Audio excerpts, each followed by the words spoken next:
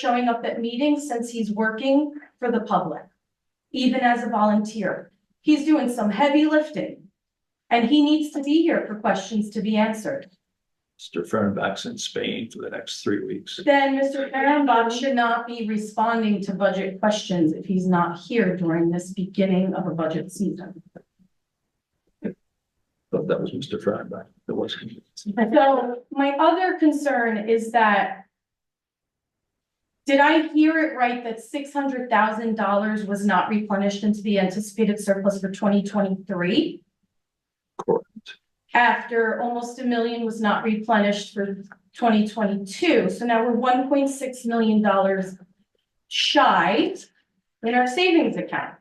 It's not a savings account, I'm sorry. Anticipated surplus works like a savings account as far as translation for most people, for the layperson to understand.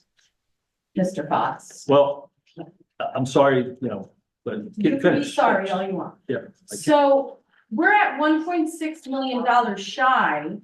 And I just want to remind everybody that last year, we were told that $700,000 was replenished into the 2022 anticipated surplus. And that was a big fat lie to our faces because only $22,000 was replenished.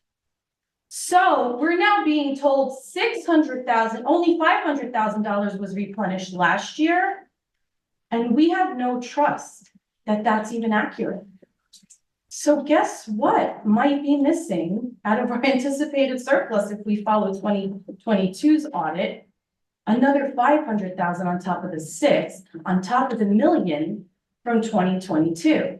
So it seems like if we follow the same track from what the 2022 audit provided for the public, we're getting close to not knowing anything about money. Oh wait, we don't know anything about money. We don't reconcile over 20 bank accounts. So if we don't reconcile over 20 bank accounts, how do we know how much money we have? And if departments can just spend out of those accounts and we don't reconcile them, how do we know how much money we have? So frankly, we could have all of this stuff put in front of us, but based on what we witnessed and what we experienced through last year's budget, and now we have the audit, which shows the lies that were put in front of us, just like what was on the screen today, there's no trust. Even if they're 100% correct, Larry, even if they're 100% correct, we cannot trust it after last year. We can't. And now that we're 600,000 shy, so we also replenished only 500,000 last year of the anticipated surplus.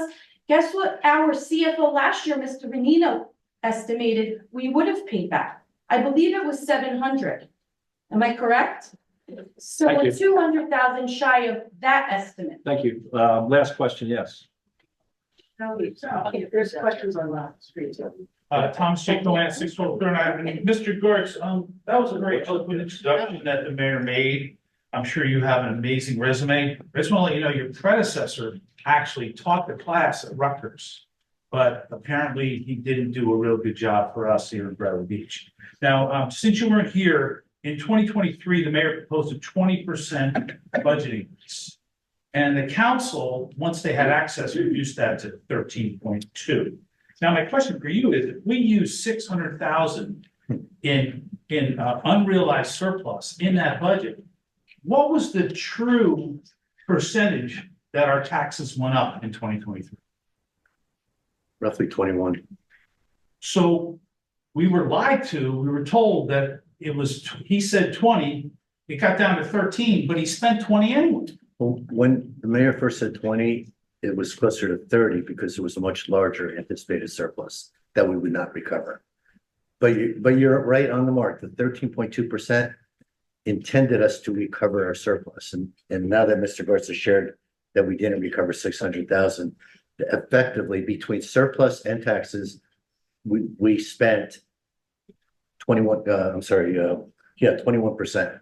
So the true cost to the taxpayers in 2023 was 21%. Except of the they prior were year's told it was 13. of the prior year's taxes, yes. Okay, great. So now there's this shopping going on about 3.7. Well, is it really 3.7? Let me ask you this, Mr. Gartz, how much of the surplus are you gonna use this year in this budget for 2020? There's $700,000. So you're using 700. Now, my calculation says that right now we have about $1.2 million and change in that account. Would that be accurate? $1,300,000. Close. Okay, great. So now if we don't put the money back this time, we're gonna be under $1 million. I mean, this is getting very scary to me. We're 2.8 3 years ago. And this is just a disingenuous process. As a former councilman, I'm horrified that this didn't start in January and you had the department heads come in here, prove out their budget. That's how we did it in Masswan. It worked out great. People said, you need this year, you need this next year. This is really scary. And I would advise you as council people not to approve this budget until the 2023 audit comes in, because I don't trust anything after this 2022 audit. But thank you for the time, and I appreciate all your compressed effort to try to make something happen here, because the process is really supposed to start in November, but you weren't in. Mr. Gartz, I have one more question. You work in a number of towns. Do those towns have council representatives on the finance committee? It would be a finance committee, right? Yeah, That would be appointed as council. so there'd be a council representative on it. Yeah. In Plainfield, they have a council person on the finance committee? They have a finance committee that's made up of council members. Perfect. Thank you, sir. Thank you. Okay,